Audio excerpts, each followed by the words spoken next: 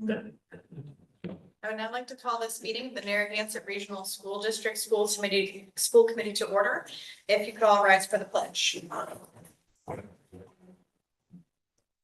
I pledge allegiance to the flag of the United States of America and to the republic for which it stands, one nation, under God, indivisible, with liberty and justice for all. This meeting is being live streamed and recorded and is available to watch on YouTube and whatsoever. We will start with the approval of the meeting minutes for October 17, 2024. I would entertain a motion as such. So moved. Second. Motion by Heather, second by Sean. Any questions or comments about those minutes? Seeing none, all in favor? Aye. Opposed, abstained, and I say yes, so that's unanimous. Next, we have our bills and payroll. And I would recommend a motion to accept the bills and payroll warrants as presented. So moved. Motion by Sean. Okay. Second by Heather. Any questions or comments about those bills and payroll? Seeing none, all in favor? Aye. Opposed, abstained, and I say yes, so that is also unanimous. And we have our student rep here with us tonight. What would you like to share with us? The high school sports have all almost come to an end besides football and cross country. The cheer team was Central Nash champions, which is good. And then we have a couple new things for clubs. We have ski clubs starting soon. And then a lot of like the honor societies are looking for stuff to do and have stuff on their way. Some events coming up. We have FAFSA night on the 25th, which is next Monday. And then the class of 2025 had a very successful turkey raffle. Parent-teacher conferences are next week. And then on November 15th, we had a very successful John and Abigail Adams Scholarship Breakfast. And Volunteer Club was able to work with the Gardner CAC by organizing and delivering toys to the church in Gardner. Also now juniors are selling coffee for a fundraiser. In the middle school, all the fall sports have come to a close. Student council is sponsoring a food drive for the Templeton and Baldwinville Food Pantry.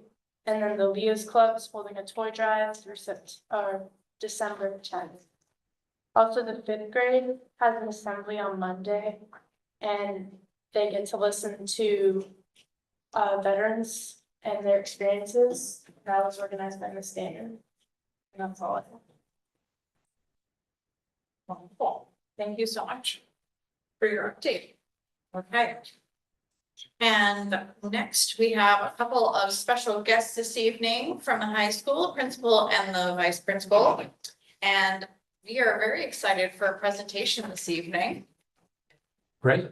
All right, We're ready. we're ready. Before we begin, I was curious, Michelle, are you cold? Oh, it's so cold. You are cold? Is anyone else cold here in the Kiva? Just work. Yes. Miss Averci, are you cold? Very cold. You know, it's funny, I usually run pretty warm, but today I'm freezing, so cold. What is happening? I know. And you're wondering, what is happening? Oh, you'll see. Don't worry. Told you there would be razzle dazzle here. See if we can get it going. Sorry about the delay. The technology will cooperate with us. They're on the idea. Me too.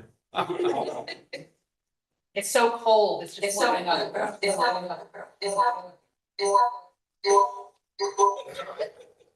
I think the volume on. I never would have. And we just need.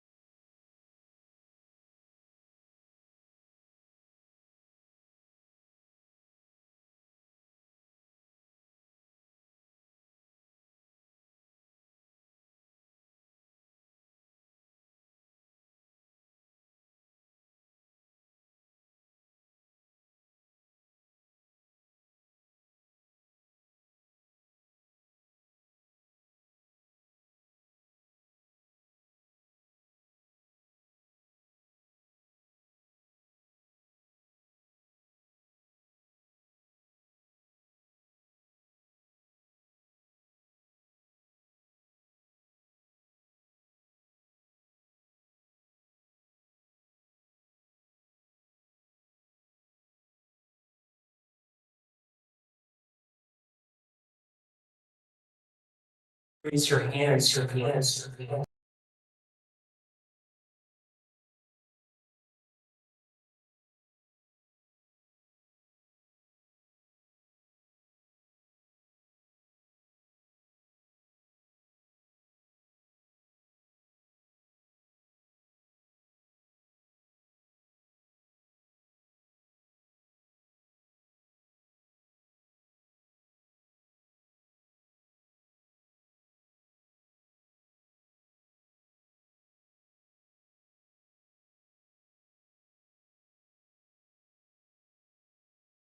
With our SIP, but also capture some of the fun that our students are out as high schoolers this year. So let's just see if we've got that. So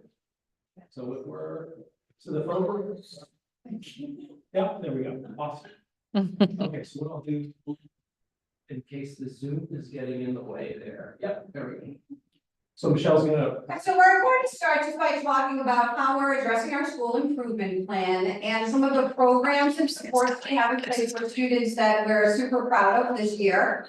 So when we're talking about improving academic outcomes for students, we have implemented the teacher assistant teams and pre-teacher assistant teams. We started last year, was the first year that we reconstructed the teacher assistant teams to work a little bit better for our students and for our teachers. Our pre-assistant teams are meetings that we have each month, grade level teams where teachers are sitting around and they are having data-driven conversation around students who are struggling either academically, social emotionally, or behaviorally. We use analytic view to use that data that we're going to drive those conversations with. And teachers implement tier 1 support. So supports that they're all going to agree, they're going to try in classrooms for students to see if we can improve their academic outcomes. And then we meet back the next month, they discuss those academic outcomes again. And if they need further support with teachers and students, we move on to a teacher assistant team. And that involves guidance counselors, the teachers, myself, and most importantly, the parents. So that's when we pull the parents into these meetings to try to sit around the table again, looking at that data and coming up with supports that students need to be successful. So we started, like I said, last year, and by November last year, we had 7, we call them TAT meetings, teacher assistant team meetings. We had 7 meetings.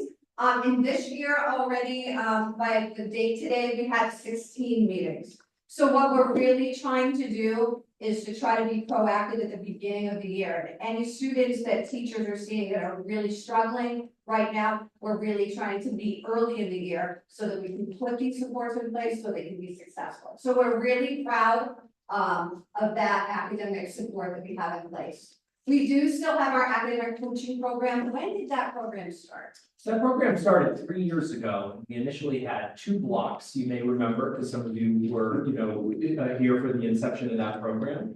So we're incredibly proud, and we've had support of, our teacher leaders and the wider school to carve out sections to create, more of these blocks throughout the day. So right now, what we actually run is we run 5 blocks of academic coaching support. So these are not IEP services, but they are similar to, some supports that students might have if they're on IEPs, in the sense that they have help with executive functioning, organization, work completion, strategies that they can use. And so, now that's, those 5 blocks, and of course, you're well aware of our Thrive program. So, we have sort of an upstream core strategies where we're trying to support students early on and get to them if we notice that they're struggling.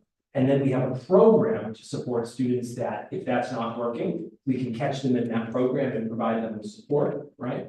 And then on the professional development front, Ms. Landry will talk about that. Yes, but back to academic coaching for a second, which it goes along with our teacher assistant team. So one of the criteria for being in an academic coaching class is if you are failing multiple classes. So that is one of the tier 2 supports that we also use for our teacher assistant teams. Yes, Ms. Young was talking about universal design for learning. That's our initiative this school year for professional development. For people who are unaware of universal design for learning, It's a framework for the design and delivery of curriculum and instruction, and what it does is it helps teachers identify or try to identify students who have barriers. So again, students who are struggling, students in a particular content area who have barriers.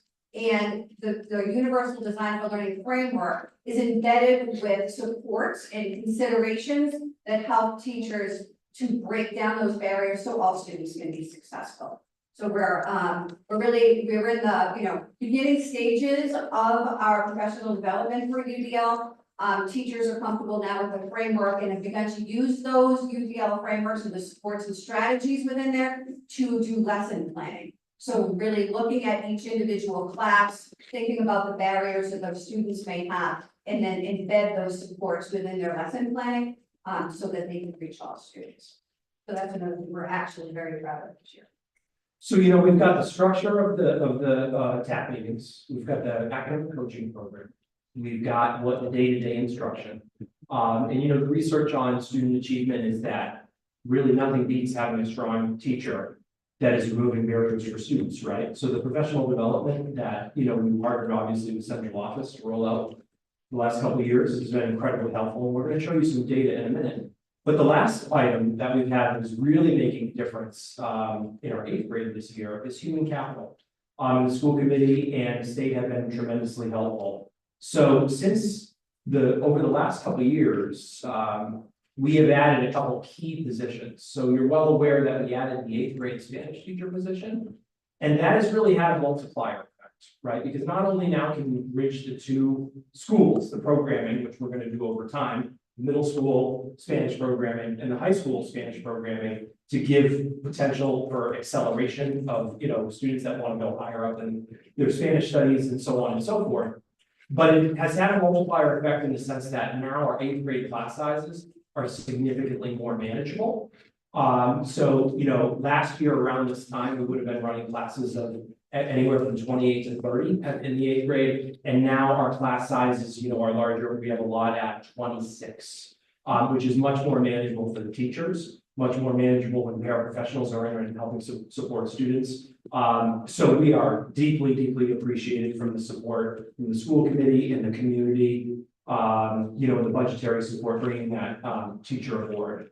Additionally, and this has really come largely from the state, we have added 2 counselors. So Narragansett, historically, the high school had 3 counselors. And nowadays, students the world is a complex place. And so through our Thrive program, we've added a Thrive counselor.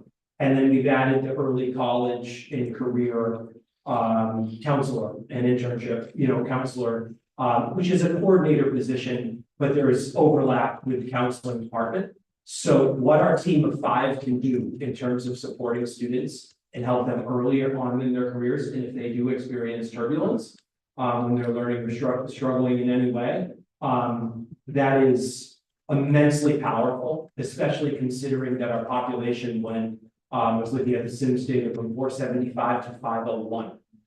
We sit at 501 in high school next year. So the population increase is being handled by the fact that we have these positions. So if we could go to the next slide.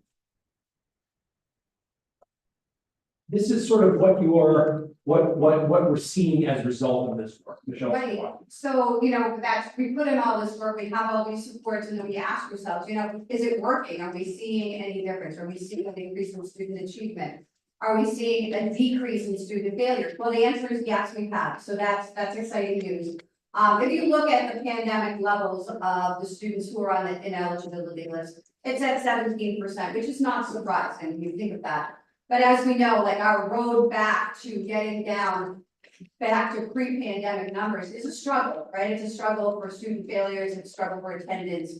But we are making some gains. So if you see from 2022-23 school year, we were at 9% of students on the ineligibility list. Now we are at 5%. So we are showing gains. We are moving in the right direction. Like the reading and in the math for the pre-pandemic levels, we still have a lot of work to do, but we are moving in the right direction. And if I could go back to that slide for a second, that's controlled for term 2. So that, that is an apples to apples comparison. And, you know, the ineligibility list, why we really wanted to seize on this with you all is because if a student is ineligible, they're not in that viral TikTok video having fun, right? They cannot attend events. So it is incredibly important to us that students have the academic success. In a sense, like, we want students to be in a position that they can take their education for granted. And what I mean by that is when they're adults, you know, when you're an adult, you're not remembering with your friends from 30 years ago the math or algebra class, but you are relying on those skills potentially in your job. What you're reminiscing on with your friends is I was at the game, I was at the dance, I was at that. So for us, that ineligibility list, to bring that number as low as possible is super important because we want the kids to rely on their education, but then also have those memories. So it was the great Miss Lyons, who's behind the camera, who said, our job, part of our job as a high school is to help students make these memories that they're gonna have with them for the rest of their lives. So we'll talk a little bit more about our events later. So our programs. So here are just a few numbers. The right cognitive light, hopefully we're striking here. So our early college students, if you remember, we started off early college program around 9 students. So right now, as we sit here, there are 41 early college students and they average 24 credits upon graduation from Narragansett High School. So that's 984 credits that Narragansett in the early college program are providing to students at no charge to them. That's a lot of education. That's a lot of money we're able to bring to families and save students. And you know, they're also getting that exposure. So we really appreciate everyone's support of this program. Staff, faculty, that's kind of an update of you know, where we are. We could overfill this program, but the university will only take so many seats, right? So we're in great shape. We're basically just about at max capacity. This year, we will have students take 137 AP exams in 2024. Okay, so we've added a couple courses over the last couple of years. AP Psych being one. AP World History is new to us. That's an effort that our staff have to get more students into the AP pipeline early on, so they can establish, hey, I'm, you know, I see myself as an AP student, right? If they don't want to, that's fine. And now, but you know, it's available to them.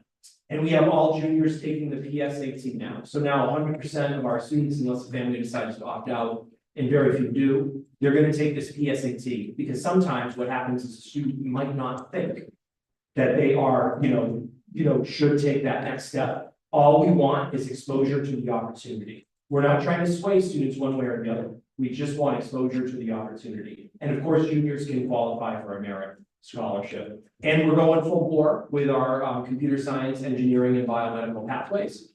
We have more students than we've had in the past that are going to, by the time they matriculate, will go through 3 years in our PLTW program, because we really want them to complete. And to sort of highlight our Montechusett vocational partnership for the MVP program. This one, we really need to celebrate a lot of folks. So starting with Ms. Saberchi and Dr. Casavan, they really spearheaded wanting students and wanting to serve the community on this. The logistics being what they are, the high school had some concerns, but we obviously wanted the program to move ahead. And you know, we will someday encounter some challenges, but as of right now, and this is a huge credit to the people doing the work, we filled 12 of 12 slots. So we maxed out our program this year. And we've had feedback from the folks at the MVP campus that the Narragansett students are super engaged, incredibly respectful. And we have students that truly are cutting across all aspects of sort of our student body. So we have students from our Thrive program, we have students from the typical general education setting, and then we have students, you know, that, you know, are inclusion, right? So on IEPs and 504s. And they've really, you know, and they've been leaders themselves. So Mr. Eric Supple, a teacher who's new to us, but not new to teaching, is doing a phenomenal job aligning his curriculum to our program of studies. And Ms. Medlin And this is some of the feedback that we have. This is a parent. He looks forward to school. And it has helped with his confidence and attitude so much. We're grateful. I was introduced to the MVP program by my teacher, Mr. Whiteman. This is a student here who has always been a good supporter of me. He helped me get my grades up over the year, and I had straight A's for 3/4 of the year, and I became more confident in my future.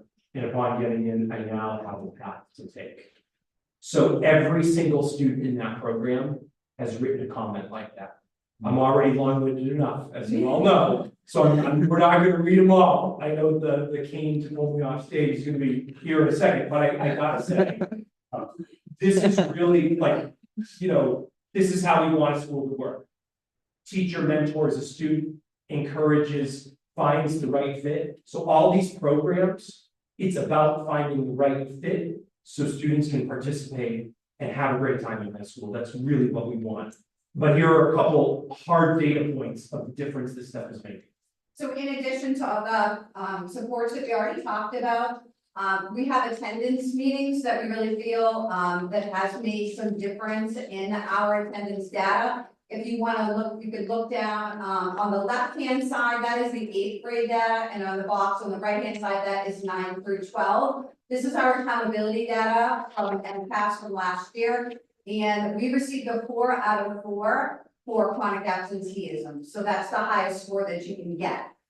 So we have made some improvements on our attendance and our chronic absenteeism by meeting with parents. We have a new relationship with the Family Resource Center in Gardner, who has we're now working with them along with the courts to try to have parents reach out to this resource center to provide them the supports they need to help get students to school.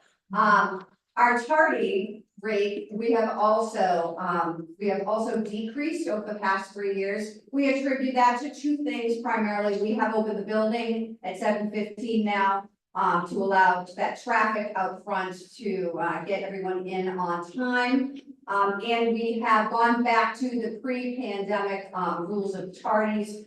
If so many of them equal detentions and students stuff like that. So that we think has also attributed to our tardy rate going down. So as you can see from 2022-23 to present day, we have made some great strides in the amount of students who are coming tardy to school. So we're really proud of those. A couple of other supports that we didn't mention, BIMAS screener, that is our social emotional screener that we do 3 times a year. So that is another support for students for social and identifying any social emotional needs that students may have. And we work very closely with guidance as far as that.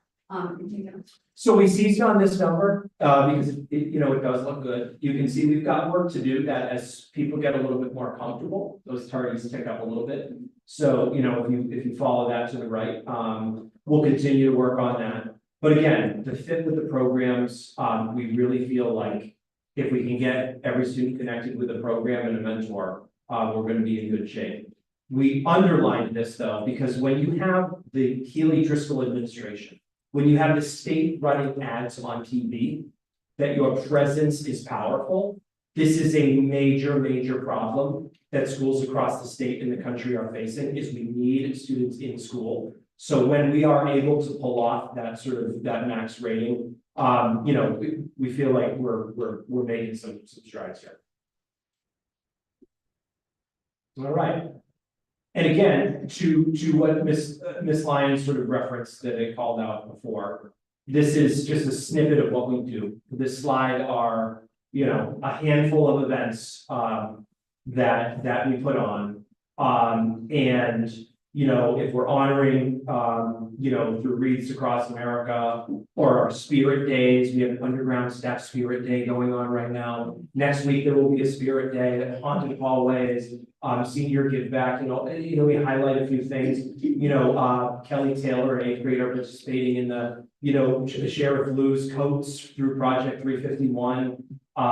Character breakfast fundraiser where kids are going to get to meet their favorite, cartoon heroes. These are things we're tremendously proud of. We feel like they bring the school together. And again, we want those students eligible so they can not only participate in this, but lead it. I do want to highlight a couple things that are new. Some of the work that we have to do is we're great on the bookends of the year. Ton of events in the fall, ton in the spring. We really are trying to look at the winter months where things kind of slow down and focus on those months to really have a positive outlet for students. So we'll have a winter skate this year. There'll be a winter wonderland dance. And something to be aware of that's coming up that is really amazing is our unified sports team. You're aware that this is the third year of that team. And coming up at our Thanksgiving pep rally, they play an exhibition game in front of the school. And between that and the holiday parade and the activities, we just redid the gym floor, so there'll be no skateboards across the floor. But those kind of things, we want students to have great memories. So in a nutshell, that's kind of it.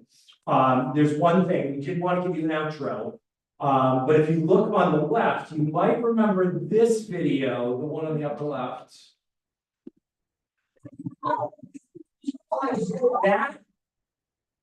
That's the national champion team from last year. When you pause that, they're busy. They couldn't record for you this year because they were busy winning Central Mass championships. So we did have another group of cheerleaders that wanted to say thanks to you.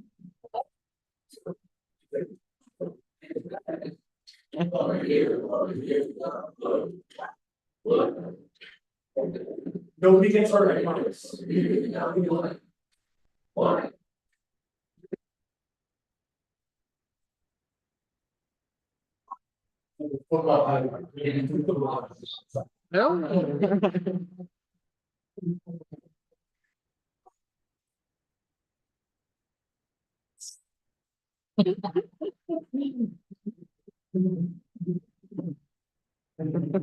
So thank you very much, everybody. Nope. And is there one more?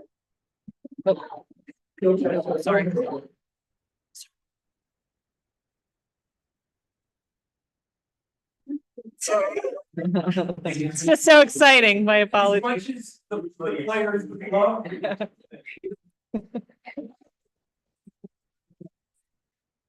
It's out over here. Thanks for bearing with my slide sharing. My apologies. My apologies. All right, are there any questions, for our high school team?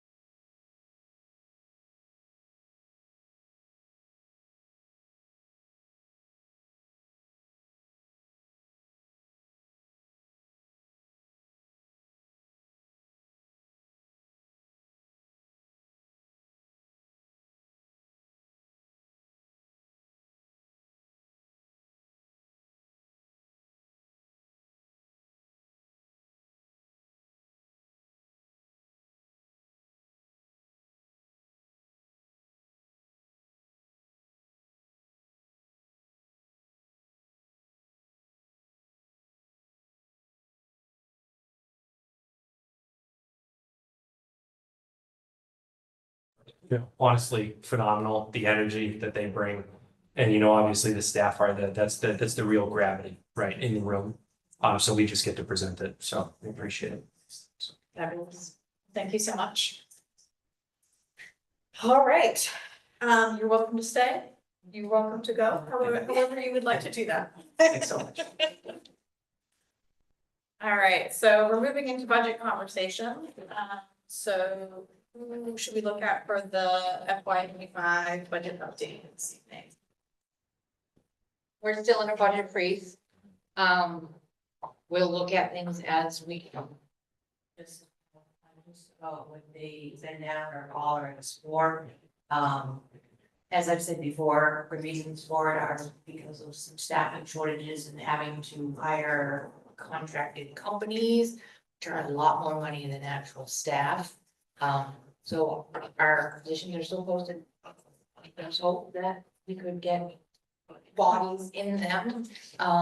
So we're just looking at it on a daily, monthly basis to see what we need and making sure we're on track. Alright, so I put FY 26 budget cycle in here, just to remind everyone that that's coming close. And to remind everyone of important dates, January 30th is the night that we'll take a preliminary look here at what Dr. C and the finance team are planning in terms of the budget presentation. It likely will not be complete in that moment, but it will give everyone an idea of what we're planning to present at the February 6th, 2025, which is the date that we put out as the multi-board meeting. Susan has sent an email to the towns several times now, just asking them to confirm they have the meeting on their calendar. I don't know that we've heard back yet, but we're hopeful that that is go, and that everything is all set for those meetings.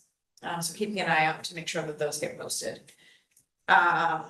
March 6th is when we expect our preliminary budget hearing. That's when we expect all the numbers to be in, and we have that official preliminary hearing. And March 20th will be the official budget hearing. So just make sure that those are on your calendars. Those are meetings where, you know, I know that things come up, but any effort that school committee members can make to be there here on those particular nights, those are the big ones. Looking forward to having everyone participate in that, and you know, hoping to have some more information come in the next weeks. Great. And Anne Marie, I will hand this back to you for the business manager's report. So one thing I want to bring to everyone's attention is, like, if you happen to look at the grant report that I put on there, you'll see at the bottom, like, it's always in the red. It works on a reimbursement basis in order to get the money from the state, so that's why you see it in red, and depending on the time of the meeting. Sometimes I would have the request put in, so it doesn't look as bad, and other times, like tonight, the requests have to go after the meeting. So that's why it's in red. It all equals out at the end of the year, but you have to do it according to their rules. Great, and next we have our bus contract bid. We're going to spend some time reviewing quotes, and likely conclude with a vote, but Anne Marie, are you going to talk us through this one? Yeah, so we, our current contract ends on June 30th, 2025. So we put our transportation bid out to bid last month. At our pre-bid meeting, we had 3 contractors and a salesman come to ask questions. Nobody asked any questions.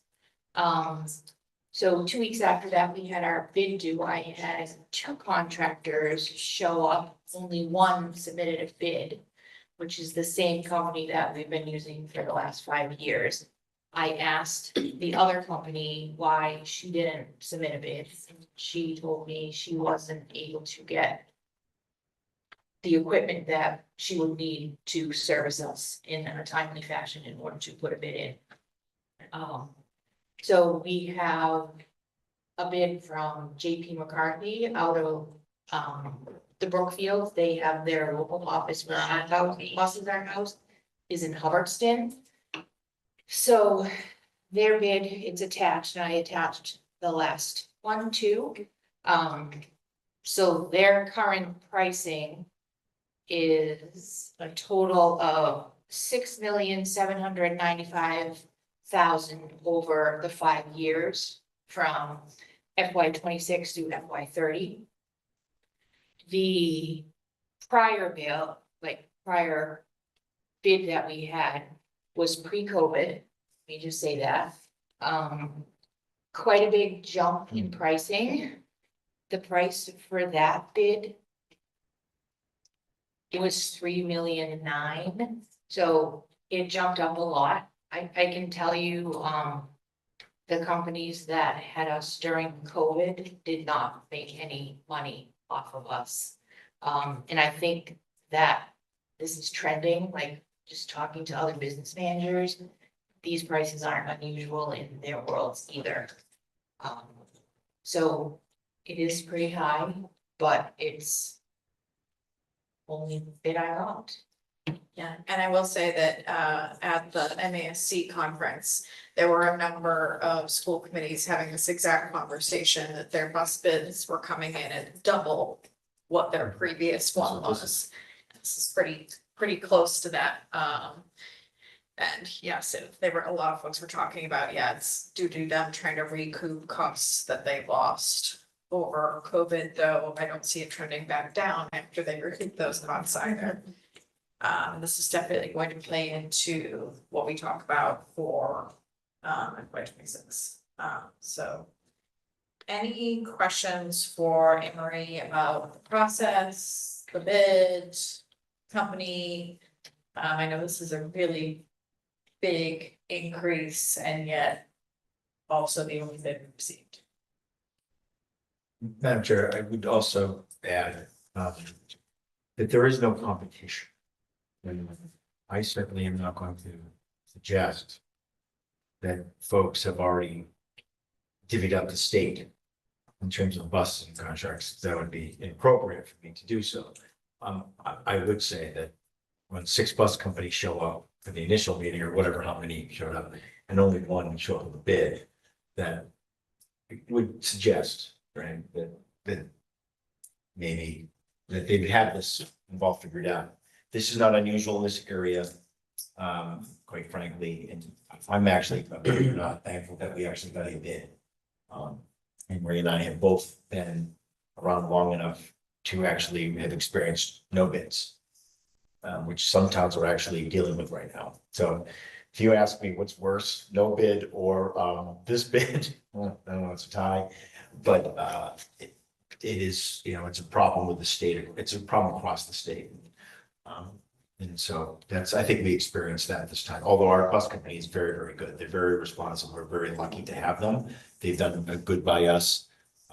We never have to wait for a bus. We don't ever have to, we have not been stuck without a bus, which some districts have literally not had buses. So If we have an issue with the Yeah. driver, they're right on top of Yeah. it.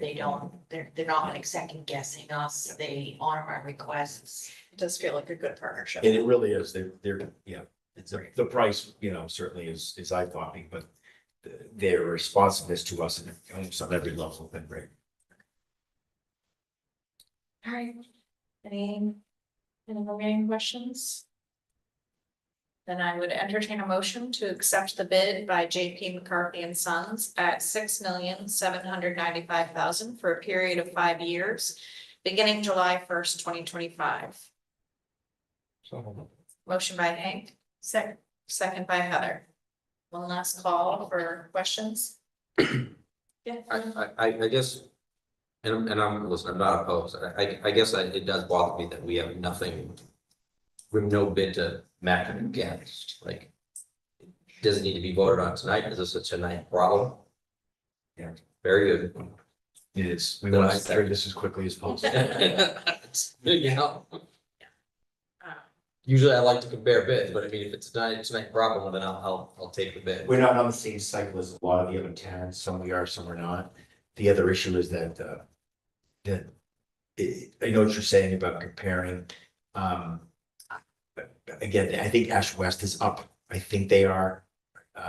Gardner was 2 years ago, so it would be apples to apples, so I certainly can get those bids, but they're other companies, so, but they didn't bid on us, so that's just it, the other companies didn't even put in a bid offering, so that's what makes it difficult. As appreciated, you're 100% right, it's moving, because really You know, we couldn't play hardball if we wanted to, in other words, like, well, let's go, we'll go out together. I'm actually afraid to go out. Well, it was more, I think I asked more from the curiosity point of, you know. Uh, I would like to know, like, is it at least close? Because even if it was close, I would still go with the company that has been treating us well. You know, I'm not gonna argue semantics over, you know, X or a small interval of dollars. I'm just, is it close? Yeah, we can get that information. I can pull again, I don't know where everyone is in this process, but I can ask. And although there might be less or more buses depending on the district that responds, but the price per bus will be interesting to see. Price Sure. per bus or the average increase over the Sure, previous and contract? I was gonna say the average increase. Yeah. Well, you know, just in case there's community conversations about it and stuff like that, then, you know, at least we have that information Yeah, privy that we can say, listen, you know, there was one bid. Here's why we took it, you know, based on this needed to go through now. But that being said, based on this research, you know, these bids and these things are Yeah. still identical compared to district, even though they weren't. that's a good point, Sean, just would- because looking at that presentation coming up for budget, like those are probably good pieces of information to. There's include in the also, presentation. in this current bid, there's 2 more buses in this bid Yeah. versus the last one, just Okay. because of our growing. Yeah, so we have to figure out how to normalize the data, but yes, Sure. we can still find some ways to understand. People may ask, Guaranteed, guaranteed, okay. just a thought. Any other questions? Okay, seeing none, all in favor? Aye. Opposed, abstained, and I say yes, so that's unanimous. Moving on to our next piece of business here. So we were very excited during our last meeting to welcome Chrissy, as our newest school committee member. Unfortunately, Kat Buell had to tender her resignation, for personal reasons. So we are once again down a school committee member, not just in Phillipston, but also in Templeton. So I know I've been reaching out to contacts. I know a bunch of people that were really eager to fill those seats. It's not just important for reasons like quorum and things, but it's also important because these are the voices representing our towns. If we don't have the full representation from our towns, we are not fully representing the folks in our district. So really hoping that we can get those filled. I also understand that, you know, putting yourself out there to join the school committee can be really intimidating. I think anyone at this table would be willing to answer questions about what that looks like, what the commitment is, et cetera, as well as central office. So, you know, just putting it out there that, you know, we'd love to hear from folks who are interested in joining us. So next on the agenda is MASC conference. Danielle, Heather, and myself were all able to attend this year along with Ms. Super Chief. And it was an interesting conference. But we had an intention to do a resolutions recap, but we were just talking before. If you just want to give everyone a quick note of where we are.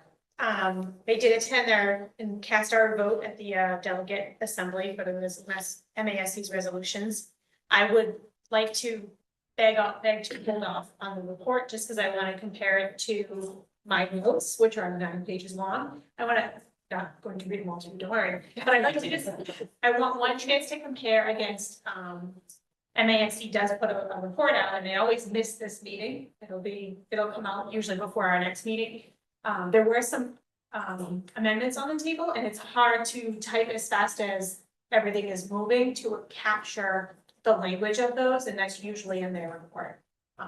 Thankfully, it was not as long a meeting as last year, and I did learn that my favorite part of Robert's rules is the motion to move the question. It's a great way when sometimes the discussion just circles the drain and circles and circles. That was used quite effectively. I will say this.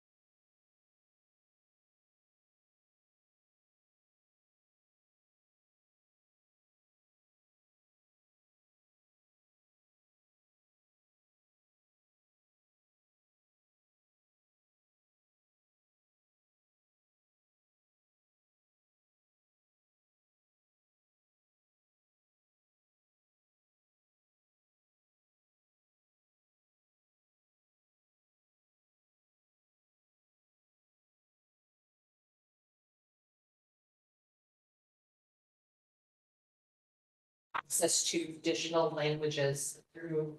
I'm hearing my voice 6 times, I'm so sorry. We're here, we have access to core text for our classrooms now in a variety of languages as well. And we're exploring additional software features such as how do we already have features in Google that we can use to help students have real-time translation on their devices since we're one-to-one. We've been really digging into a lot of resources. Our new pupil service director, Mr. Rogers, has been really innovative in thinking about what the needs of our students around this population are and how we might bring new software systems in to support them as well. Some of which are free, so don't hear that and think that you. We have we're accessing a lot of those because they're built into systems we already have. Additionally, we are doing work around our EL curriculum or ESL curriculum. We have a team that is participating in a cohort with the state to learn more about what resources exist at the state level to develop, support, and or assess your curriculum for ESL. And that's where Mr. Young and I were just in that cohort before we popped in here tonight. It's every other Thursday evening. What's exciting about that is there's a hybrid, it's sort of a hybrid of these online self-paced classes that we take, and then 12 times over the course of the next few months, we engage with folks from the state as well as other districts across the state who are in a similar position we're in, where they are taking a look at either building or analyzing their curriculum. So we have had such a great opportunity to connect with folks from Brockton, South Hadley, and a variety of other districts where we're just exchanging ideas. And it's been really, incredibly valuable and helpful to build those connections and also just hear what's working, what's not working in other systems. So that's been very positive. And we, as an outcome of that, are starting to really take a look at our curriculum and dive in. We are starting this work around curriculum analysis and development for EL in our first grade. And we are doing that because our first grade currently has the largest, by far, largest number of EL students when we look at grade level based data. So I say that to say, this has been kind of an increased need for us because our population is shifting. It's also been an increased focus for us because through the tiered focus monitoring review from DESE, we've had a light shine on some areas where we really could better be serving this population of students. And then, of course, in addition to that, we know we are seeing an ongoing increase in this population. So while it's immediate, we also are seeing trends that tell us that this is probably going to be something that we're going to face moving forward. So for example, staffing is something we are really going to have to talk about when we talk about this population of students, because while we have added a position to really increase services, I'm going to be frank, we are not fully meeting compliance with what we need to provide for services for students. And so as we approach next year's budget, this will be one piece of the conversation that we'll have to engage in a little bit further. But I will say we have 2 teachers right now who are, all hands on deck, really focusing on providing students with every support they can, and are both in this cohort with us on Thursday evenings, learning and collaborating with other districts, and are super dedicated to our students and to supporting our classroom teachers the best they can as well. So I'm happy to say we have such a great team doing the work, but we're a small team doing a lot of work. So any questions about either the population, where we are with our continuous improvement plan, or our needs? I just don't know what a 0.5 teacher. Oh, thank you so much. So when we talk about positions, sometimes we'll say a 1.0 or 0.5. It means 1.0 would mean a full-time position, 0.5 is half-time. Okay. So the teacher who we've historically had in the district who does EL services, that person's position is full-time, and half of their position, 0.5, has been to serve EL, 0.5 has been to serve special education. And so this poor person is sort of in this position where our special education needs are extreme, our EL needs are extreme. And so they're juggling, a half-time to serve both populations. Thank you. Thanks for asking. So as the number of families that are coming into the district, with children who are EL and most likely families who are not, are having challenges possibly communicating with the school. What are we doing to support that ongoing communication with families if English isn't their first language? And can they communicate with us their preferred language in a way that works? That's a great question. So we, part of us, switching from using Google Translate to using this printer for translation, the printer provides us with a wider range of, languages to be able to translate. And from what I'm told, I'm not an expert in this, so please bear with me. But what I'm told is it also is a more of an aligned translation, than Google has been in the past. So one thing is we have the ability to now translate things a lot easier. We can put any, I mean, like flyers, which we don't have in a Google form. We can put them in our printer and we can translate. So we do have increased translation. We also have a translation service. So if we need to have a translator come to a parent teacher conference, or other event, we do have a service that we use for translators to come in and support. And the other thing that our EL teacher has historically been doing is really getting to know families and getting to know what their needs are so we can do the best we can to try to match those. So I think that's an area we definitely are going to need to explore further, as our population grows, our needs grow. But the best thing we can do is to get to know families and what their needs are. And then if we need to adjust practice or we need resources we don't have, we start to look for opportunities for those. But we've had translators come in for parent teacher conferences or school events. I'm thinking in terms of even something as simple as the nurse having to reach out and having a conversation, or even an attendance call, and how you respond to an attendance call. Yeah, at our next professional development that our PBS director and our EL teacher are collaborating together to put on. They are revisiting what exists for translation support and services, because that has actually recently come up from a few teachers as a need. And our nurses and our guidance counseling staff will be there as well. Thank you. Thanks for asking that. We probably need to dig a little deeper there too. Building on that, I have a question about the printer, because printer to me means physical copies, but I know that vast majority of our communication actually happens online, newsletters, I know how reliant I am for those. So does the printer help with those as well, or is it only specific to hard physical copies? Yes, no, yes, both. So you could take the school committee agenda. We can put it in the printer, select the language, and it's going to create a digital PDF copy for us that we can then send out. We can also print if we wanted to. It's been really helpful with textbooks where we, so I've reached out to multiple publishing companies this year that have told me, we don't publish this in the languages you need. And if we don't have online access to those books, that's been really challenging.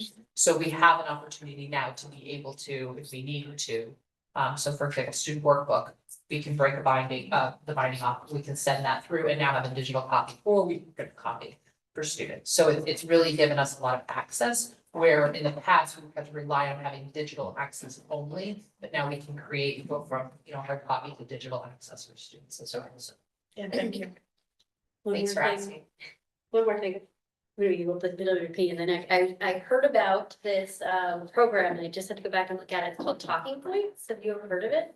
And it's a free program that will allow a school or any organization to communicate with a family in their preferred language, and they can actually communicate back to you in their preferred language, and it's translated to English. So I wonder if we can look into something like that. Adding to my list right now. Thank you. That came up in our curriculum cohort. I think Broccoli brought that to the table and was mentioning it. So we don't currently use it that I'm aware of. We have a long list of things that we're looking into.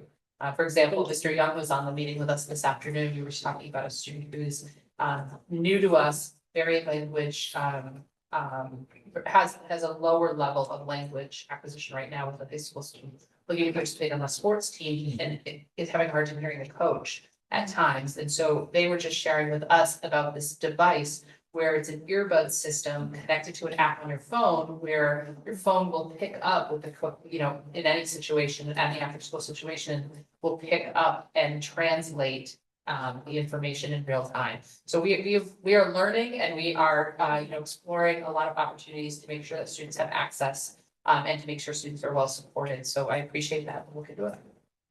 Did I see you had a question, Sean, or were you just stretching? No, well, first of all, I'm just impressed that their existing device, you can just put a sheet of paper and it'll just speak it in. Like, I'm like, man, does it do math? I mean, I guess my only comment would be is, I think this is, obviously it's a DESI problem and, we're gonna have a budgetary issue trying to find a teacher. Yeah. So I think that needs to at least be not only vocalized with all the parties in the room that are in control of that, but that's gonna be a thing. So I hope we're looking into how we're gonna be putting that piece of the puzzle in. Oh, it came up in the finance and facilities meeting. So just, And if we continue in this direction, I mean, if we continue to grow at this rate in Right. terms of our EL population. So, And I so I mean, think, special ed population is also growing pretty rapidly, that's not what I was presenting about today. But we're seeing a large case loads and large increasing special education. I mean, so as a follow-up, excuse my ignorance, is the state providing any support for, this additional? So the Okay, cohort, just curiosity, this is dark, yeah. If our numbers are increasing, and we have to be, which I'm fine with, I think everybody deserves an equal opportunity to learn, and if we have to provide this instruction, then I would have thought, maybe suggested. Well, financially, in chapter 70, you have the grid, and as you know, Yeah, special education students, ELL students, they have basically a multiplier to them. So, we don't know, because we have not received our preliminary chapter 70 information. We would think that we would see an increase in chapter 70, but that would require us not to be held harmless. So again, I don't mean to kind of like go down that rabbit hole Sure. of, that's great, it's gonna show a larger number, but we're not going to receive all that because we most likely will be like 4 students, or whatever it is.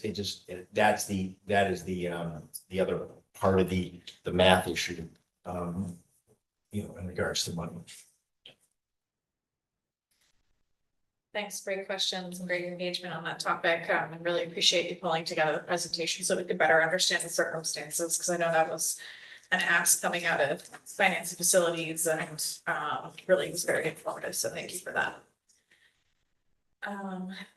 Okay, professional development is next. I don't know if you have any other updates, Molly. I sort of weaved it in, it was about the DESI cohort that we're participating in. I'm happy to speak further, but I can. Okay, on to new business. So we don't have any surplus items tonight. We just confirmed that.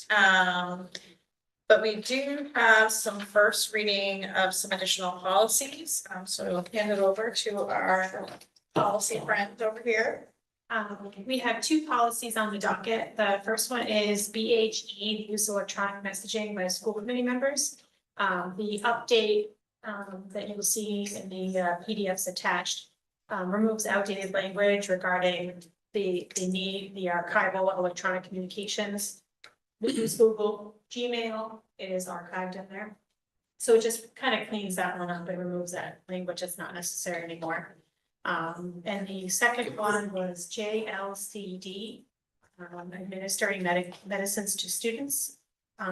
We were missing a legal reference that needed to be added. It was the legal reference to Mass General Law 94C.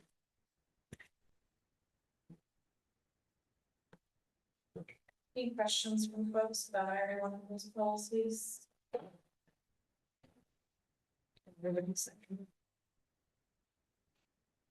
you want to move separately or together? We usually move them together, but if you're seeing. Okay. As such, I would entertain a motion to accept the following for first reading as presented. BHE, the use of electronic messaging by school committee members, and JLCD, the administering of medicines to students. Motion by Sean. Second by Hank. One last go for any questions or comments? Seeing none, all in favor? Aye. Opposed? Abstained? And I say yes, so that is unanimous. So in terms of this next item, we were anticipating to have all the information for the upcoming senior trip. But they didn't quite have everything pulled together, and so that will be postponed to December, which still leaves them plenty of time. I'm looking forward to learning more about their trip to New York City and Hershey, Pennsylvania. And I will now hand it over to Dr. C for the superintendent report. Thank you very much. A few recaps, just a few very quick recaps. Our veterans came by this week. To be honored by the 5th grade. It was just we've got some pictures that we will put up. It was just I think it's the 5th year. I think it started right around 2020. And so every year, the 5th grade is something we really surprise the veterans who come in to be honored. And it's always it's great. And it's very well received, and kids love it. And of course, the vets love it. And it's just a really great time. It just shows the commitment that we have to our veterans, to the military in general. This district has always been very, very supportive of that. So it was great. It was nice to be a part of. So we met with the Capital Improvement Committee, Templeton's Department, Capital Improvement Committee, and we outlined 3 projects that we, would like to see accepted into their program, or at least ones for. They're all projects that have to do with Templeton Elementary School, which is their building. So again, we've over the years, that's all we've presented to the Capital Improvement Committee. So right now, I guess somewhere in the queue is we have bird problem. Where there are expansion joints around the school that about yay, or we go in about 6 or maybe 4 or 5 inches, and then they're for expansion for etc. Birds like to get small birds like to get in there and nest. And the police department was having trouble with birds in its carport, so they did whatever they did. So they moved over in force, what's happening is, okay, you know what birds do, so that's a problem, especially if it comes down to with getting the equipment dirty, it's pre-K, kindergarten. But the real concern, as I expressed, is bats. First come birds, then come bats. If bats come, we have a much bigger issue, because they are a protected species. You just don't eradicate bats. So that's first. The second was our software that manages the entire HVAC system is end of life. Now we're good now. We're good right now, but it will not be able to be updated or serviced or et cetera. These things change, of course, and there was discussed that. And the last one, which is a much bigger issue, quite frankly, but we wanted to put it on the town's radar. Mr. Mason might be and of course, Anne Marie and I, probably the only ones here who remember when we were going through the building committee, the process of building the school. There was part of it was to make the play area what I will call astroturf, but a play surface that would be a lot like a football field type of surface. We steered away from that for 2 reasons. Money, because we wanted to keep the cost down, but also at that time there were some reports coming out about whether or not how healthy these artificial surfaces would be. So we went with grass. Well, we have 500 kids at recess for 180 straight days. What happens to grass is it goes away very quickly and it becomes mud or dirt. Okay, we all remember how to play, back in the day. That's not a problem, but unfortunately, they're wearing the ground down to the point that the sprinkler heads and the drainage now sits up above the ground, because 500 kids times 2 times 180 feet running all around is been a problem. So That is a much bigger, it's a bigger issue that we're gonna need to look at, because simply you just can't put more grass down because the same thing is going to happen. It's a very small limited space, we understand, but we'll need to address that at some point. So those were the three items that we presented to the committee last year's, and we still are looking into the bulletproof glass, where if you go into the teens, Templeton Elementary School, where the secretary said, for whatever reason, they're very, it's very thin glass. That should be absolute bulletproof glass. But what required today, you have to reframe it. That is not, you just buy bulletproof glass, you have to reframe that entire piece, and I don't know how or what, it just was never spec'd out for that. I think, as we got into the building, this isn't right. So that would be the next bigger thing. That was something that we presented last year as well. So I'm just updating the committee that we put these projects forward, according to our lease and the existing or, regional agreement, it falls above the price point that the town should at least consider, paying for those items. That's what we presented over the last couple of years, and I'll keep you updated. I don't know what the results will be for this year, but I'll keep you updated. So the high school, it's not lost on me looking at this, at the PowerPoint. I hope it's not lost on whoever's watching tonight and in the committee. We offer a lot at the high school. That was not always the case. Kids have more options now than they ever had. They have viable options, good options, whether it be college, whether it be vocational, whether it be work, whatever it is, we are able to offer them something, a path, or some experience. That is an incredible feat, which really, all the credit goes to the hardworking folks of the high school.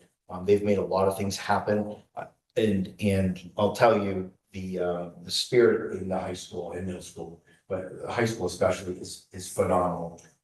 There's always somebody wearing blue or, and very happy about whatever's going on. That doesn't just happen. It's a skill, and the folks who not only run the high school, but work in the high school, et cetera, should be exceptionally proud. I'm proud of them.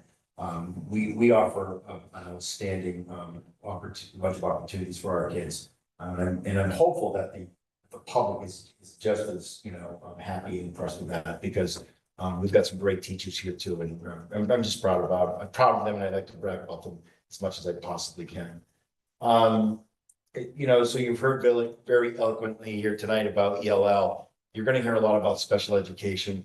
This should not come as any surprise to anyone who's listening today, tomorrow, tonight, or whatever the case is. These are issues that have been identified. We're growing, we are far more diverse. The issues that we need to service are becoming greater in number, and they have to be addressed.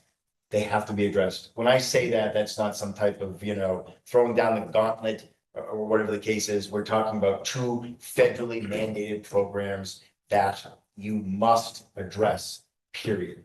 And so these are the things that we have been speaking about for the last couple of years with both towns. We've been, of course, with the committees. I said last year the bill came due. It's still current. These services are going to have to be covered one way or another, and there's just no way around that. And we're having trouble hiring special education teachers, like a lot of places. But again, we're gonna have to be more competitive. And so those are the themes that will start ringing more true as we get, into, of course, budget times and season and how we manage all of these things. But it's getting to the point now where we literally must. There is no, well, see if we can, no. The answer is no, we cannot. We have been cited by the Department of Ed in two areas: special education, ELL. And so that's what we're working through, and much of that has to do with the lack of appropriate staffing. In terms of you know, all good news right from Cascades and everything here, right? So student, our enrollment continues to be solid. We're around 1,460 students. We gained in the month of November, and it's not over yet, seven students at the elementary. I don't know, 7 students. And so here they, you know, they keep coming. So, so I just will say that, our numbers are very solid. And we haven't seen 7 kids in November in a long time. So it's, you know, kids are moving, as we know, houses are being built and people are moving in. But we're currently at, 1456, my apologies. And it'll probably be a little bit higher next month because I think 6 of those kids were not on the rolls when we did this, we ran this report. And that's it. Any questions for Dr. Sage?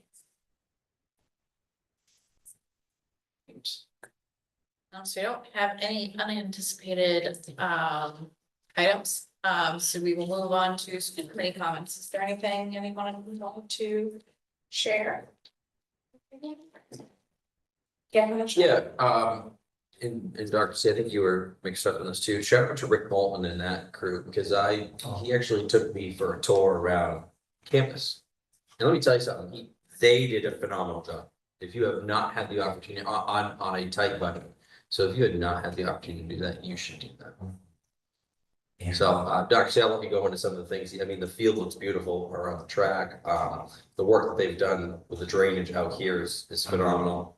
Yeah, we're working with the, Community preservation. thank you, this is community president, for both towns.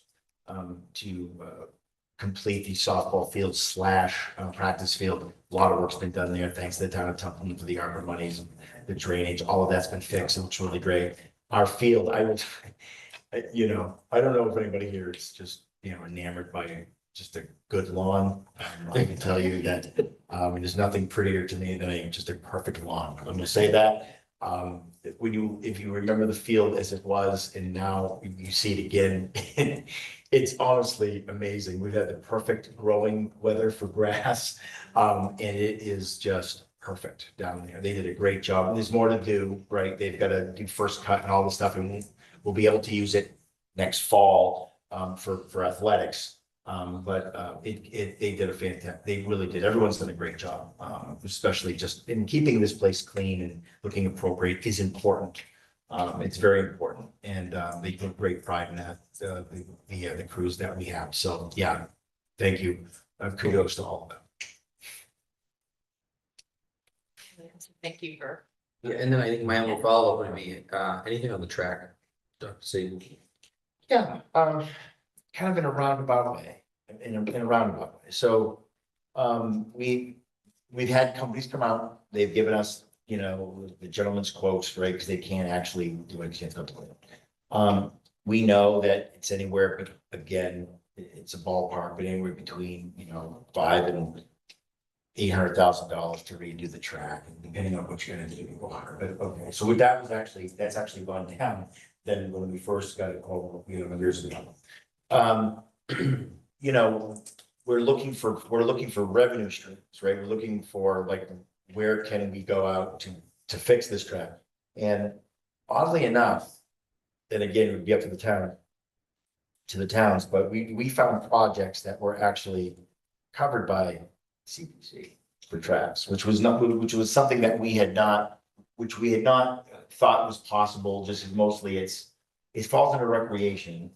And so I was surprised I did a quick search and found some things. So we're gonna approach, we have a rank order, we've got to take care of the, you know, we're halfway done field area.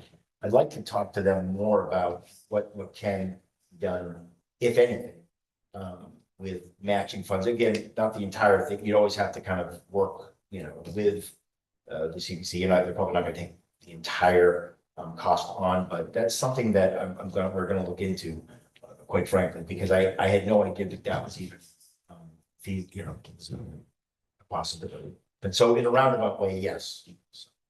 Thank you. I just know that people have been asking. Oh, gosh, they ask all of them. You. Yeah, it's all that. Thank you. Thank you. Anyone else? All right. So we will move on in our agenda to subcommittee reports, especially since we skipped last time. So some of the things have come up for finance and facilities already. You know, the only other thing I'd share is that the high school gymnasium floor is being redone. The last time it was redone was about 10 years ago, is what was shared with us. The center of the court now has a basketball with a new logo in it, and the side courts will now be marked out. So we were showing some pictures and it looks beautiful. I'm really excited to see the finished product.